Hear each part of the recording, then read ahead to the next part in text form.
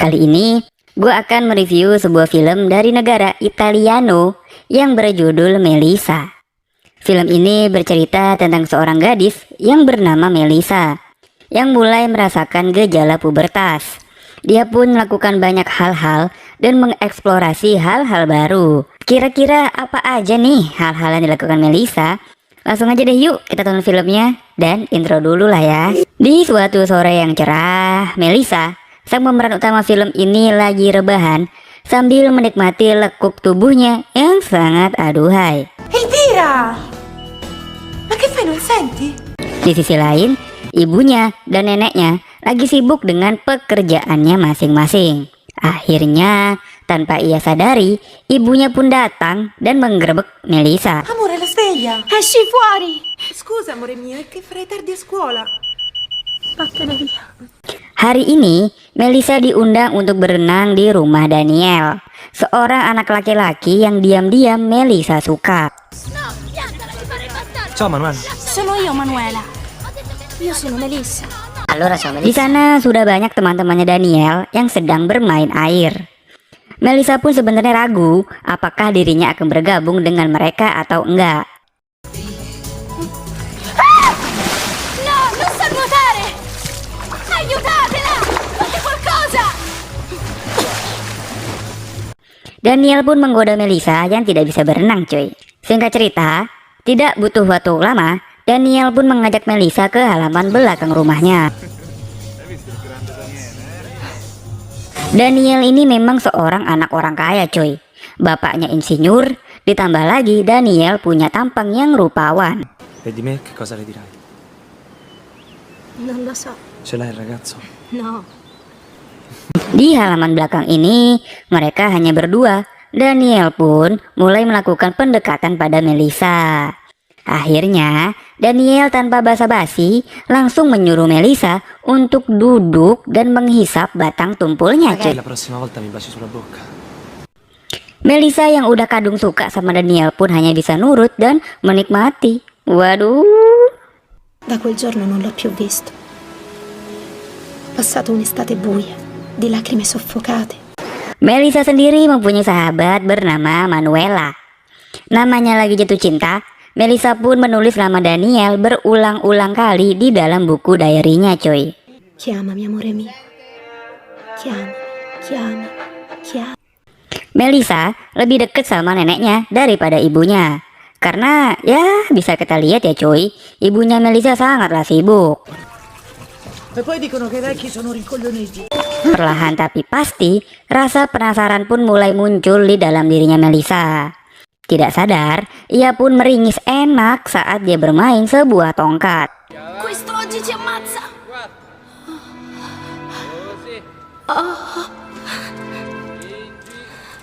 Hal ini pun disadari oleh temannya yang bernama Marco.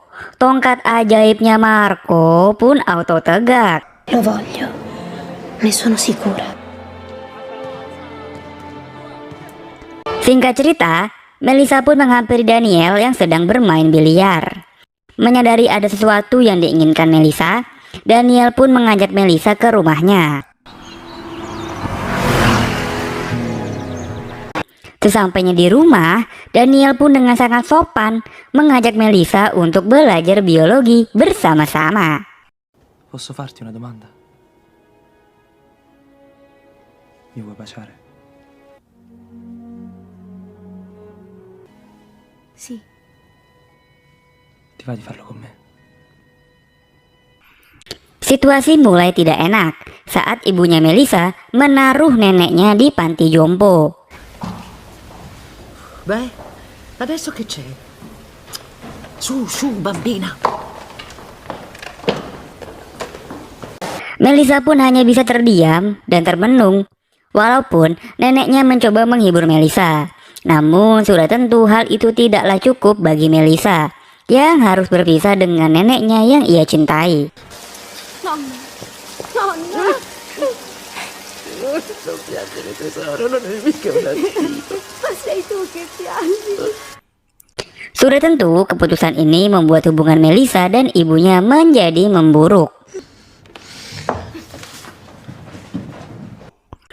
Nah, hal ini ternyata memunculkan suatu hasrat terpendam pada diri Melisa, cuy. Dirinya mulai menggoda pria yang ia temukan di sebuah kafe. Dengan santainya, ia menunjukkan Manuela bagaimana mudahnya membuat seorang om-om menjadi tegang. Smettila. Così fa Daniele. Come me, guarda. Che sta facendo? Si è messo la mano in tasca. Perché? Fai uno sforzo.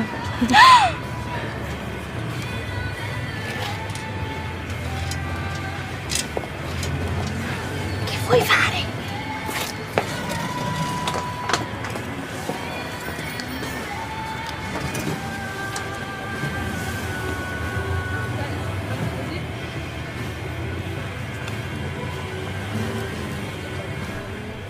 Pas udah tegang malah ditinggal dong. Gokil nih anak. Apa yang Melisa lakukan tadi hanyalah untuk menutupi kesedihan dan kekosongan dirinya ditinggal oleh sang nenek yang ia cintai. Makanya cuy, pas neneknya menjenguk Melisa, seneng banget lah dia ini. Apalagi si nenek bener-bener sayang lah sama cucunya.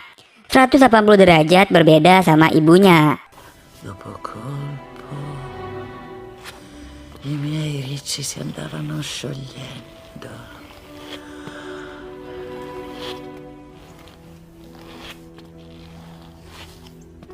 Oh, a quanto stiamo?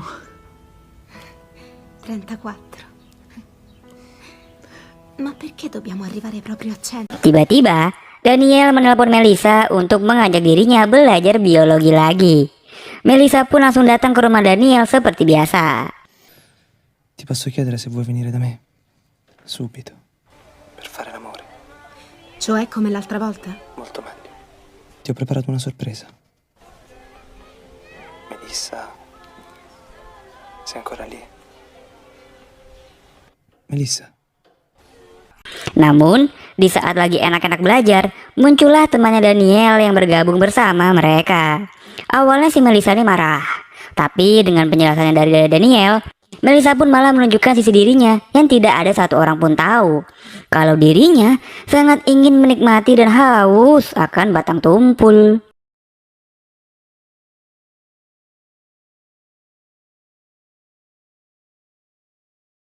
Bahkan Melisa pun merasa kurang gitu ya. Dia pun mencoba mencari teman kencan lewat situs online. Melisa pun merasa dirinya saat ini sedang tersesat dan merasa sangat sendirian. Dan satu-satunya tempat yang membuat Melisa bahagia ialah menghampiri neneknya di panti jompo.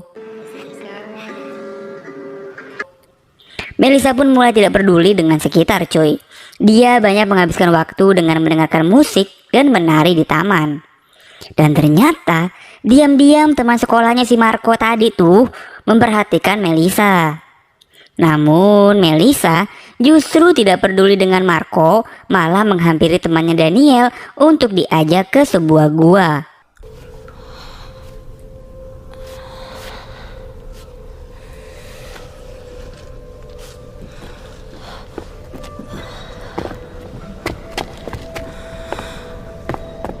Yang ternyata di dalam gua ini sudah menunggu 5 orang pria yang siap memberikan pelajaran pada Melisa secara bersama-sama. Dengan mata tertutup, dia pun cuma bisa duduk dan menikmati tanpa bisa melawan.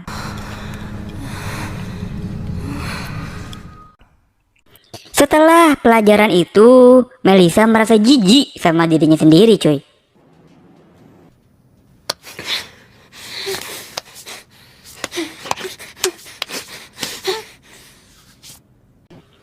Apalagi orang-orang di sekolah tuh mulai tahu kalau Melisa ini bisa dinikmati secara bersama-sama.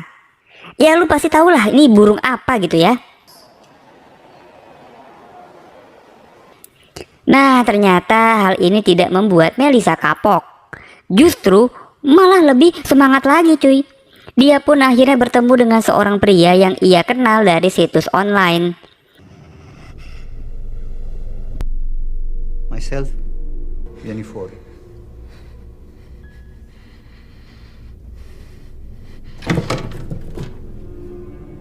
Namun ternyata olahraga bersama pria ini tidak sesuai dari harapannya Melisa. Ia pun kabur dan kembali ke rumah, yang dimana ibunya sedang duduk di kasur dan membaca buku hariannya Melissa. Ibunya pun tahu apa yang Melissa lakukan selama ini. Povera nonna. Io non sapevo di volerle tanto bene. Mi mancheranno le sue sigarette, il suo disordine. Bukannya marah, ibunya tuh justru sadar. Ini semua tuh bisa terjadi karena salah dirinya.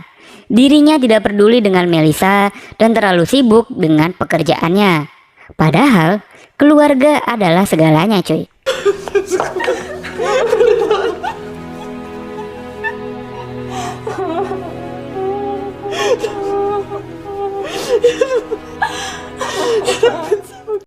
Waktu pun terus berlalu.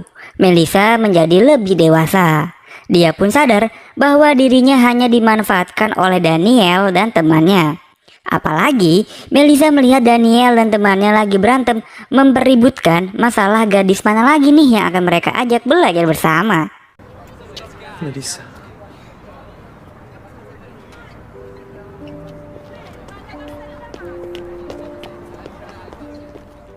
Waktu pun tiba bagi Marco untuk menyatakan cinta pada Melissa. Marco memberikan buku diary yang berisi sketsa wajah cantiknya Melissa.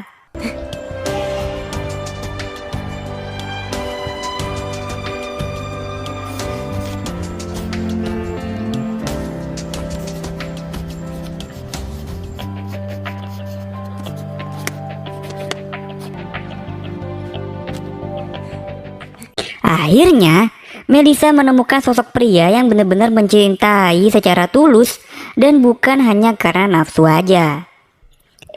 Tapi Daniel tidak menyerah gitu aja, cuy. Dia pun mencoba merayu Melissa untuk datang ke rumahnya karena dia lagi mengadakan sebuah pesta. Melissa pun datang ke pesta itu, namun kali ini dirinya tahu apa yang harus ia lakukan.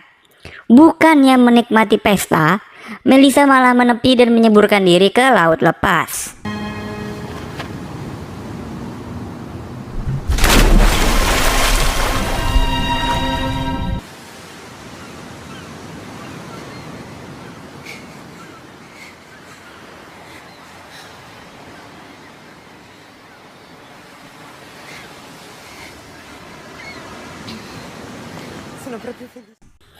Dan film ini pun berakhir dengan Melissa dan ibunya berziarah ke makam neneknya yang baru meninggal.